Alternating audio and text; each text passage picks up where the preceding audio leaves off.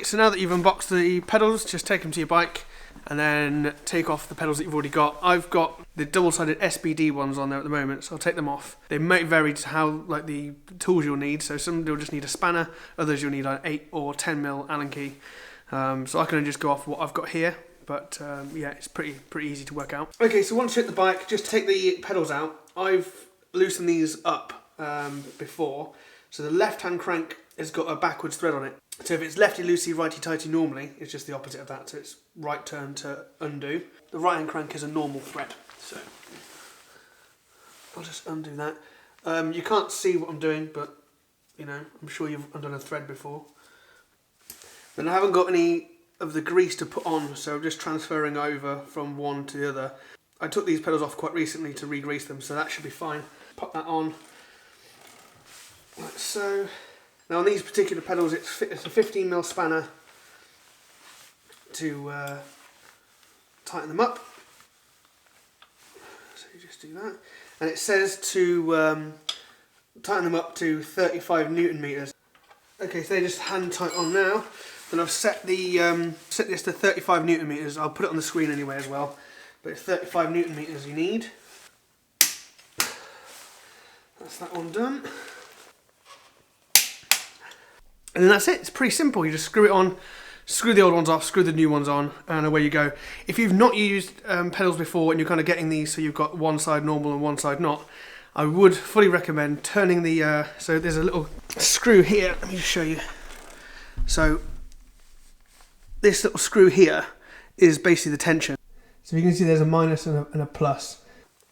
So when you get them, I'd recommend just getting an Allen key and just going all the way to minus, just to make sure that they're all both the same.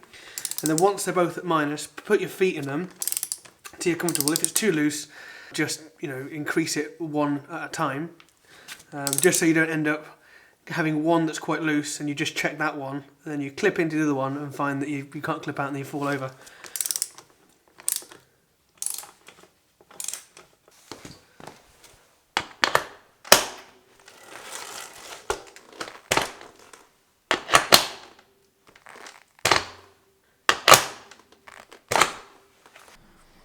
Okay, so it's been about a week since fitting the pedals. I wanted to leave it till now to kind of finish off the video so I could kind of report back and see how much of a pain it was or wasn't with these pedals compared to standard pedals and the double-sided SPD pedals that I was using before. I'll put on the screen which ones those were exactly, just so if you've come from the same, you know, if you're going down the same path, then maybe it'll be helpful. So essentially, they're as you'd expect. It's kind of a little bit weird clipping in, because sometimes you might have the wrong side. But the worst thing I found, and maybe you wouldn't find this if you went from just a standard pedal, like a normal flat pedal, to these pedals, but I found that when I wasn't clipped in, and I just had normal shoes on, strained not being clipped in.